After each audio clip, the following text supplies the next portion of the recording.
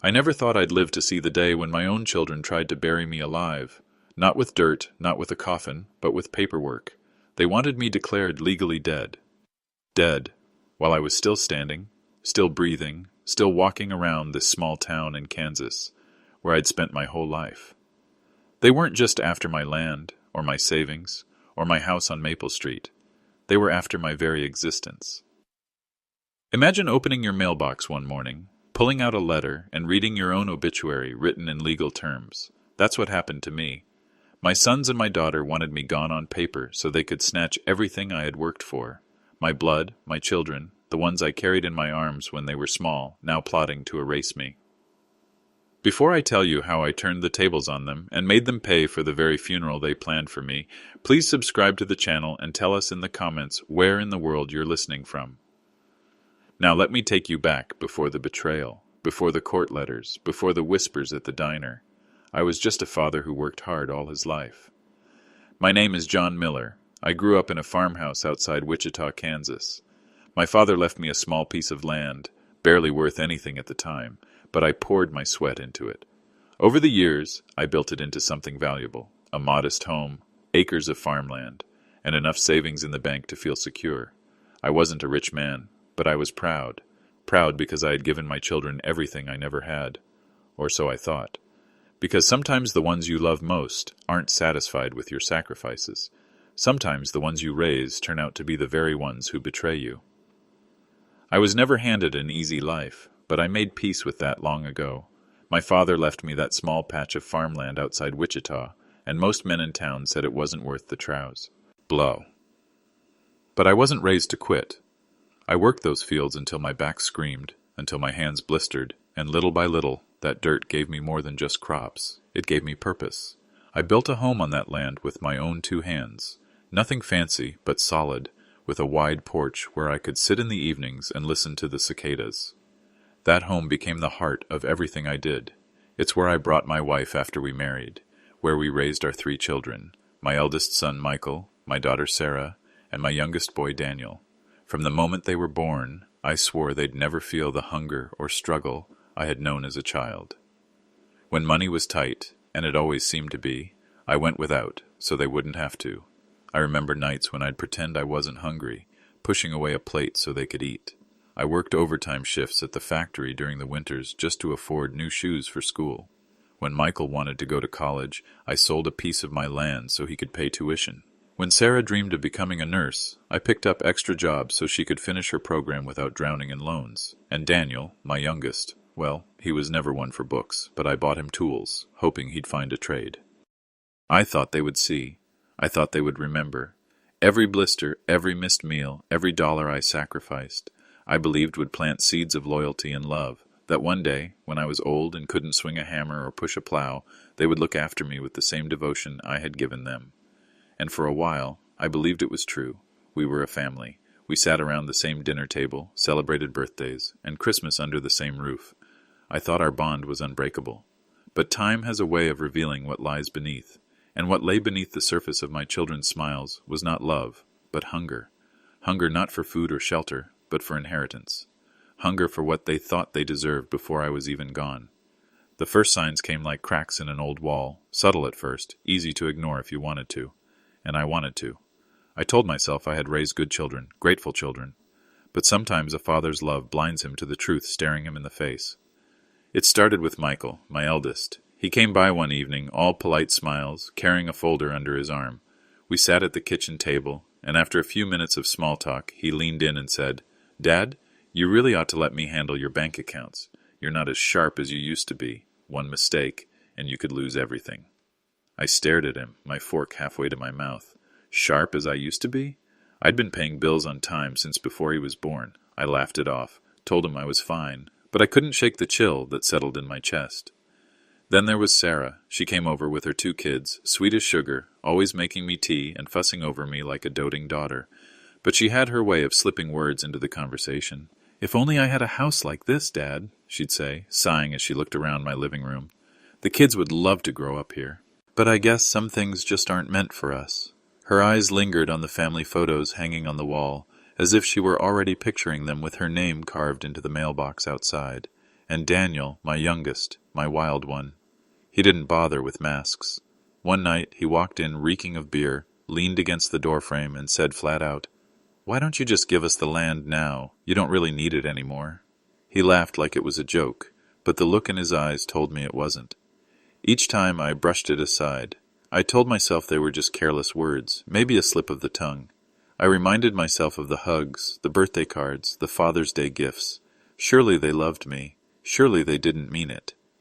But deep down, a voice whispered that something was changing, that the children I had sacrificed for were no longer looking at me as their father, but as a man sitting on land, money, and a house they wanted. And once greed takes root, it only grows stronger. It was in the spring when my body first started to betray me. Years of labor had worn down my back, but this was different. A heavy ache settled in my chest, and no matter how much I tried to push through, the cough wouldn't leave me. I wasn't bedridden, but I wasn't the same man who could plow a field from sunrise to sunset. For the first time in my life, I had to slow down. At first I thought my children would step in out of love. Michael came by more often, but his visits weren't about bringing soup or checking on me. He would sit with his papers, asking, "Dad, are you sure you paid the mortgage on time this month? What if you forgot?" I told him I hadn't forgotten, but he'd just nod, like he didn't believe me. Sarah brought her kids, and for a while it felt comforting, until I noticed the way she'd walk through the house slowly, running her fingers across the furniture, looking at the walls. "This place is too big for you now, Dad," she'd say. "Wouldn't it be better if someone younger took care of it? I mean, what if something happened to you?" She said it with concern in her voice, but her eyes were measuring the house like she was already redecorating it. Daniel didn't hide his impatience. One night he burst in, frustrated, and said, "See? You can't even keep yourself healthy anymore. Why are you clinging to the land? Sell it, split the money, and stop pretending you're going to live forever." He tossed a beer can in my trash, muttering about how stubborn I was. I told myself it was just stress, that maybe they were worried about me, but their words sank into my bones like poison.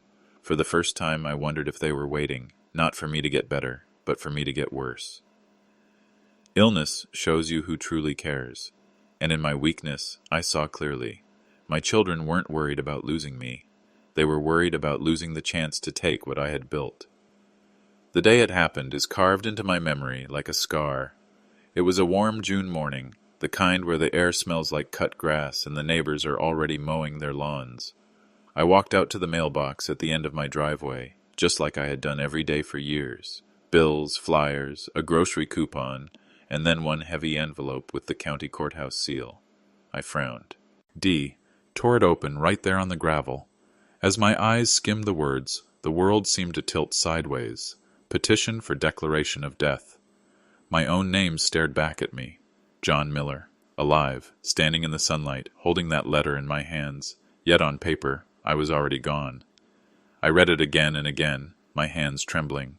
The petition listed my 3 children as heirs, claiming I was mentally incompetent, unfit to manage my affairs, and practically deceased. They wanted me declared legally dead so my property, my house, my savings could be transferred smoothly. For a long time, I just stood there by the mailbox, the sound of a neighbor's lawnmower buzzing faintly in the background. My heart hammered in my chest, not from sickness, but from betrayal so deep it nearly dropped me to my knees. That night I confronted them. I called Michael first. He didn't deny it. "Dad, it's just business," he said coolly. "This way, things will be easier. You won't have to worry anymore. We'll take care of everything." "Take care of everything?" I snapped. "I'm still alive, Michael." He sighed, like I was a child throwing a tantrum. "Alive, sure, but you're old. You can't handle this forever." Sarah came the next day, tears in her eyes, holding my hand. "Please don't be upset, Dad. We only did this because we love you. We don't want you stressing over bills or paperwork. Let us handle it." Her voice shook with practiced innocence, but I saw something hard flicker in her eyes. "And Daniel?" He laughed in my face. "Dead or alive, old man, it's only a matter of time. Might as well make it official now." I felt like the ground had opened beneath me. These were my children, my blood, the ones I raised, the ones I gave everything for, and they were lowering me into the grave while I still drew breath. That night, I sat alone in the kitchen, staring at the petition on the table. My name, my life, reduced to a line of legal text. I realized then that they weren't just greedy, they were ruthless, and if I didn't fight back, they would bury me for good. I swore, as God was my witness, that they would pay for what they had done. The days after that letter were some of the loneliest I've ever known. In a small town like ours, news travels faster than the wind, and soon everyone knew about the petition. I couldn't even walk into the diner on Main Street without feeling eyes on me. Folks lowered their voices when I passed, as if I were some kind of ghost wandering among the living. One afternoon, a man I'd known for 30 years, Joe Patterson, clapped me on the shoulder and laughed. "John, I thought you were gone already. Your kids said they're handling everything now." His words cut like glass. I forced a smile, but inside, my blood was boiling. The betrayal spread into my own family. My cousin Mark drove out from Topeka and sat across from me at the kitchen table. "John," he said, stirring his coffee, "your kids are only thinking about your future. You're not as young as you used to be. Why fight them? Just sign the property over. Make it easy." I stared at him. Easy for... Or who, Mark? Them? Or me, the man they're trying to bury alive? He didn't answer, just shifted in his chair and muttered that I was being stubborn. Even the church wasn't safe. One Sunday, Pastor Thompson pulled me aside after service. His voice was gentle, but his words felt like betrayal. "Brother John," he said, "your children are your future. Maybe it's time to let go, to let them carry the responsibility. After all, we're only stewards of God's blessings for a short time." I wanted to shout at him, to ask if he'd feel the same if his own children tried to erase him from the world, but I bit my tongue. And then came the second blow, another letter from the courthouse, setting a date for the hearing. There it was in black and white. Miller v. Miller. My children, standing against me as though I were already in the grave. I sat alone that night, the house echoing with silence. The same walls that once rang with laughter now seemed to press in on me. My neighbors, my relatives, even my pastor, they all seemed ready to accept that I was finished, that my life was over, even while I still drew breath. But I knew the truth. I was not finished. They thought they had buried me. They had no idea I was just beginning to dig my way out. The courthouse was only a half-hour drive from my home, but that morning it felt like 100 miles. I wore my best suit, the same one I'd worn to my wife's funeral years ago, pressed and neat. My cane tapped against the tiled floor as I walked into the courtroom. The benches were lined with neighbors, townsfolk curious to watch the old farmer's fate. And then I saw them, my children, Michael in a tailored suit, looking sharp and smug, clutching a leather briefcase like he was already a businessman. Sarah in a navy dress, her eyes downcast, trying to look like the grieving daughter. And Daniel, he didn't even bother to hide his smirk. He leaned back in his chair, chewing gum, as if the whole thing were a game. The judge entered, and the case began. Their lawyer, a slick man from Wichita, stood up and painted me as a shadow of myself. "Your Honor, Mr. Miller is no longer capable of managing his finances or his property. He forgets things. He neglects his responsibilities. His children are simply trying to ensure his safety and well-being." My stomach churned as I listened. Every word was a lie. I wanted to shout, but I held my tongue. When the time came, I stood slowly, cane in hand, and faced the judge. "Your Honor," I said, my voice steady despite the storm inside me, "do I look dead to you? Do I sound like a man who cannot manage his life? My children aren't here to protect me. They're here to rob me." Gasps rippled through the courtroom. My lawyer, David Miller, no relation, just an old friend I'd once helped put through law school, stepped forward. He laid out receipts showing every bill I'd paid on time, bank statements with my clear, careful signature, even a letter from my doctor stating I was in sound mind and body. Then he called witnesses. My neighbor testified that I tended my garden every morning. The local grocer swore I never missed a payment, even the mail. Man confirmed that I signed for my packages without issue. Piece by piece, the lies crumbled. The judge turned to my children, his face stern. "This is a serious matter. To declare a living man dead is not only unethical, it is criminal. Do you understand the gravity of your actions?" For the first time I saw fear in Michael's eyes. Sarah's hands trembled in her lap. Daniel shifted uncomfortably, chewing faster. But me? I stood taller than I had in years. After the hearing, the judge postponed a final ruling, warning my children that their petition was on thin ice. The evidence was stacked against them, and everyone in that room knew it. But I didn't want to win just the battle. I wanted to win the war. As we walked out of the courthouse, Michael caught up to me on the steps. He tried to soften his tone. Dad, look. Maybe we came on too strong. Maybe we didn't handle this the right way. But we're just worried about you. Sarah clutched my arm, her voice trembling with carefully practiced emotion. We don't want to fight anymore, Dad. We just want to help. Daniel, of course, scoffed. You're making a big deal out of nothing. Just give us what we want, and this all goes away. For a moment, I stared at them in silence, and then I nodded. You're right. This fighting has worn me down. I don't have the strength for it anymore. Their eyes lit up like children on Christmas morning. They thought they had broken me, that the weight of the courtroom had crushed whatever will I had left. I let them believe it. Maybe it's time I step aside, I said quietly. You're the future, after all. If you want to manage things, then so be it. Sarah hugged me tightly, whispering, Thank you, Dad. You won't regret this. Michael smiled in triumph, while Daniel muttered something about it being long overdue. But behind my tired eyes, my mind was sharp, calculating. They thought I was surrendering. What I was really doing was baiting the hook. That evening, I called my lawyer, David, and told him my plan. They want control, I said. Let's give it to them, on paper at least. David chuckled knowingly. You're about to teach them a lesson they'll never forget. Over the next few weeks, I began the performance of my life. I acted weaker, slower, forgetful. I let Michael bring me paperwork to help me out. I let Sarah fuss over me, thinking she was finally going to get her hands on the house. I even let Daniel brag that soon he'd be running things. They didn't know every document they signed, every agreement they rushed into, was a trap I had set with David's help. One by one, they were walking right into the grave they had dug for me. And I smiled behind my mask of weakness, because revenge tastes sweetest when it's served slow. Michael was always the ambitious one. Even as a boy, he dreamed of being in charge, of running things his own way. So it was no surprise that he was the first to take the bait. One evening, he came over with that smug smile of his. Dad, he said, sliding a set of papers across the table, why don't you just let me handle the farm?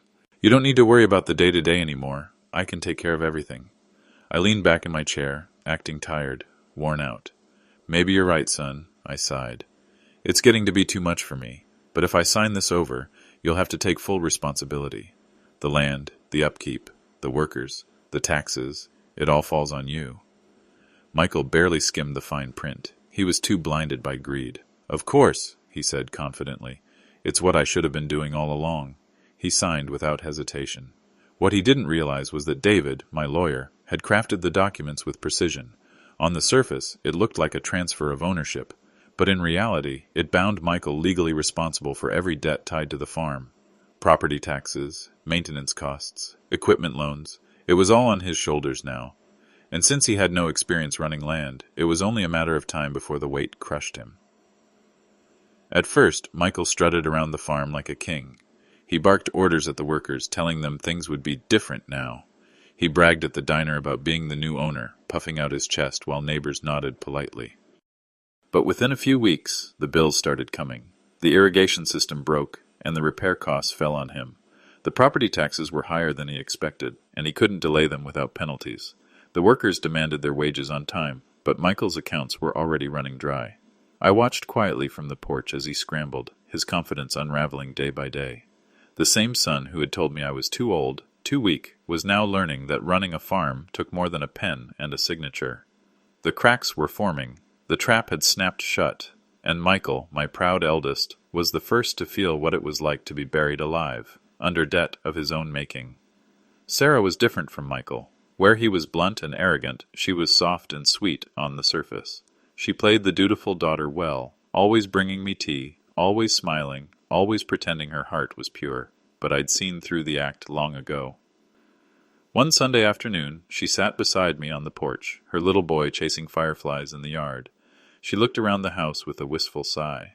This place feels like home, Dad. I wish my kids could grow up here like we did. It's not right that you sit here all alone. I nodded slowly, pretending to be moved by her words. Maybe you're right, Sarah. Maybe it's time this house went to someone who could really use it. You're raising a family. You deserve a safe place for them. Her eyes lit up instantly.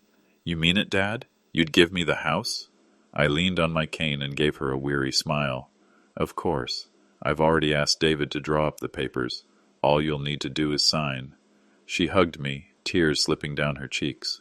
Oh, Dad, Thank you. You don't know what this means. But I did know, because what she was really getting wasn't my home at all. It was a run-down property on the edge of town, a place I'd once bought cheaply but it abandoned after discovering it was riddled with liens and unpaid taxes. On the transfer forms, she accepted full responsibility for all debts tied to it. Sarah signed without a second thought. She even bragged to her friends that week, telling them she would soon be moving into Dad's house. I stayed quiet, watching as she packed boxes and made plans for a future she thought was secured. Then the notices came, thick envelopes from the county, warning of unpaid taxes, demands for payment that stretched into the tens of thousands. When she rushed to David, thinking there must be a mistake, he calmly showed her the documents, her signature at the bottom, her acceptance of all liabilities. I heard later from a neighbor that Sarah collapsed into tears right there in the office. Her savings, what little she had, vanished almost overnight trying to cover debts she never anticipated. The dream house she thought was hers turned into a crumbling nightmare. And I sipped my tea on the porch, listening to the cicadas while the second of my 3 children learned the price of betrayal. Daniel had never been one for patience. As a boy, he wanted everything now: candy, toys, attention. As a man, he was no different. Money slipped through his fingers like water, and responsibility was something he avoided like the plague. So I knew he'd be the easiest to bait. One evening, he barged into my house, smelling of beer and smoke. "So," he said, kicking off his boots, "Michael's got the farm, Sarah's got the house. What about me? You gonna leave me with nothing?" I leaned back in my chair, let out a tired sigh, and lowered my voice as if sharing a secret. "You think I'd forget you, son? No. I've got something special set aside, money I never told anyone about, savings from years back, cash hidden away." His eyes lit up immediately. "How much?" "Enough," I said, "to set you up for life. But you have to be smart with it, Daniel. Invest it, grow it. Don't waste it on nonsense." He grinned, already counting it in his head. "Don't worry, Dad. I'll double it, triple it. You'll see." The next morning I took him to the bank. With David's help, I had set up an account in his name, an account deliberately marked for government review, funds flagged for suspicious activity. I handed him the checkbook with a solemn look. "It's all yours now. Use it wisely." Daniel couldn't contain himself.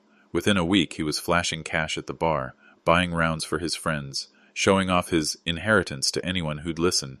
He bragged that his old man had finally come to his senses. But greed and arrogance make a dangerous mix.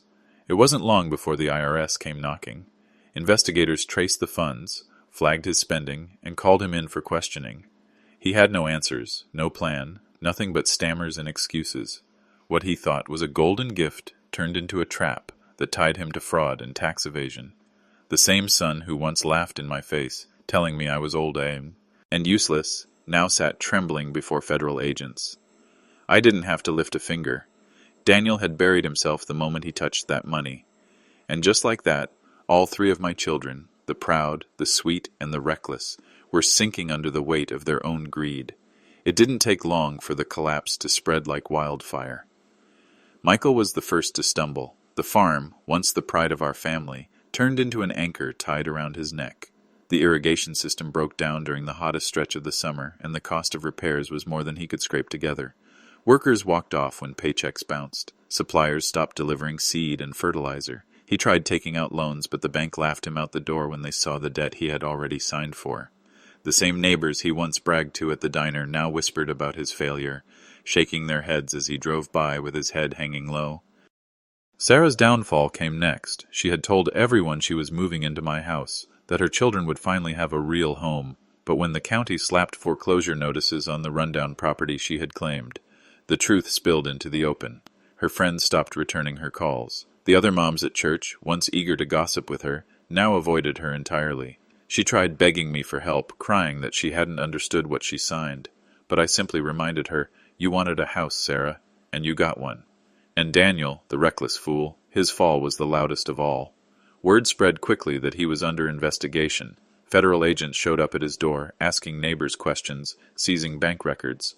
The same friends who once cheered as he bought them drinks now kept their distance, not wanting to be tied to his mess. He went from swaggering in bars to hiding in the shadows, terrified of what might come next.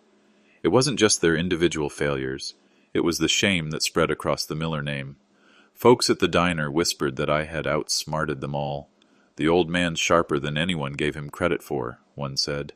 Serves those kids right, said another. Even the pastor, who once urged me to hand everything over, shook my hand after Sunday service with a sheepish look, as if to say, "You proved me wrong." I didn't need to gloat. Their humiliation was public, and their punishment was inescapable. Every debt notice, every foreclosure, every courtroom summons was a reminder of the grave they had dug with their own hands. And still, I remained silent, waiting, because I knew it wouldn't be long before they came crawling back to the man they had tried to bury alive. It was a gray October evening when I heard the knock on my door. The wind rattled the windows, carrying with it the smell of rain.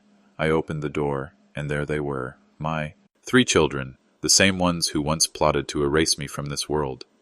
Michael stood in front, his suit rumpled, his tie loose. The arrogance that once hardened his face was gone, replaced with exhaustion and shame. Sarah was beside him, her eyes red and swollen, clutching a crumpled tissue in her hand. And Daniel, usually so brash, couldn't even look me in the eye. He stared at the floor, his shoulders hunched like a scolded child. "Dad," Michael began, his voice cracking, We made a mistake. Please, forgive us. I didn't realize how much it takes to run the farm. I can't do it without you." Sarah stepped forward, tears streaming. "We were wrong, Dad. I thought I wanted the house, but I see now. It was never about the house. I just wanted security. Please, I can't carry this debt. Help me." Then Daniel, who had once laughed in my face, finally spoke. His voice was barely more than a whisper. "Dad, I screwed up. They're investigating me. I don't know what to do. Please, I need you." I let their words hang in the air. For a long moment, the only sound was the ticking of the old clock in the living room. I looked at the 3 of them, the proud, the sweet, the reckless, now broken, stripped of their pride, brought low by the very greed that had driven them. I leaned on my cane, my voice calm but cold. "You wanted me dead while I was still alive. You filed papers to bury me, to erase me, to strip me of everything I built. And now, when you've buried yourselves instead, you come crawling back to me." Sarah sobbed harder. Michael lowered his head, and Daniel clenched his fists, shaking. I stepped closer, my eyes hard. "I am still alive, but to me, you are already dead." Their faces fell, their shoulders slumped, and for the first time in their lives, they understood the weight of my words. Without another glance, I turned away, leaving them standing in the doorway, swallowed by the darkness of their own making. After that night, I never saw my children the same way again. They still carried my blood, but they no longer carried my trust. I had given them everything, my youth, my strength, my sweat, my sacrifice, and they had traded it for greed. But here's what I learned. Revenge isn't about shouting or raising a fist. It isn't about fire or fury. Real revenge is quieter, sharper. It's letting the guilty choke on their own lies, letting them live with the ruin they created. My children tried to bury me while I was still alive, but in the end, it was their own greed that buried them. I didn't need to destroy them. All I had to do was step aside and let their choices catch up to them. That's the thing about betrayal. It carries its own punishment. And to anyone listening, I'll say this. Never mistake silence for weakness. A father may bend, but he does not break. And even the quietest man can roar when the people he loves most turn against him. The land is still mine. The house is still mine. My name still stands. And my children? They are alive out there somewhere. But in my heart, they are ghosts. Before you go, please subscribe to the channel and tell me in the comments, do you believe betrayal always deserves revenge, or is forgiveness the better path? I look forward to hearing your thoughts.